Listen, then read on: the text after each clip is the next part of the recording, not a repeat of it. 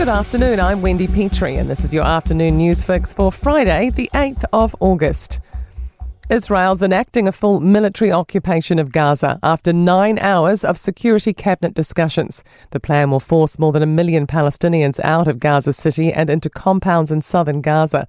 Starvation is prolific in the region, with close to 12,000 acutely malnourished children under 5.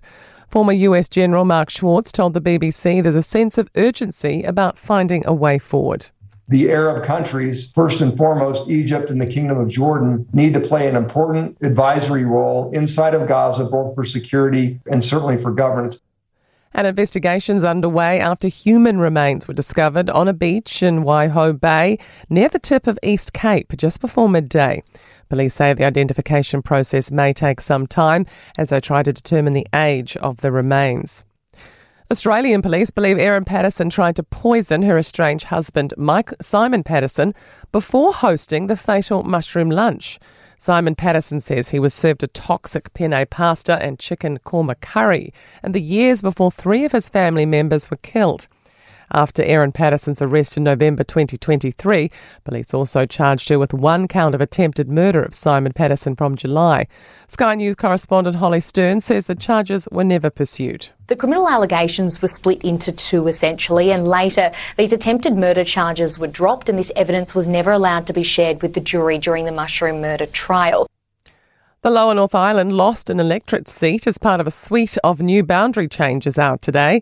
The Independent Representation Commission's revealed adjustments to 49 general and 3 Māori electorates, with most changes happening in Auckland, Bay of Plenty and Christchurch. And the Lower North Island are plans to remove Ohariu, Manu and Otaki electorates and replace them with 2 new ones, Keneperu and Kapiti. Lachlan Rennie has more. It says it made the move to account for population growth in the South Island, as legally they can't add any extra seats. The changes follow public hearings and 717 written submissions on the proposed boundaries. Australia's Anthony Albanese is heading our way this weekend for diplomatic talks and a touch of Otago sightseeing.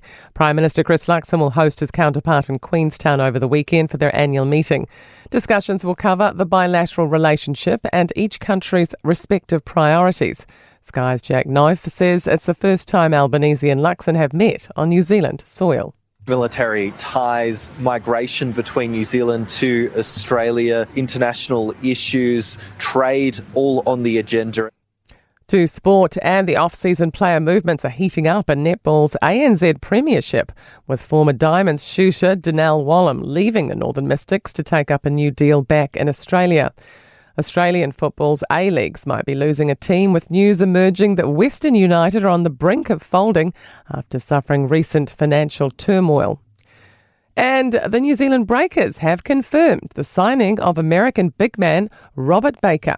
At 6'10", he completes their roster for the upcoming Australian basketball season. And that's your afternoon news fix. We'll be back with the next update tomorrow morning from the Newstalk ZB newsroom.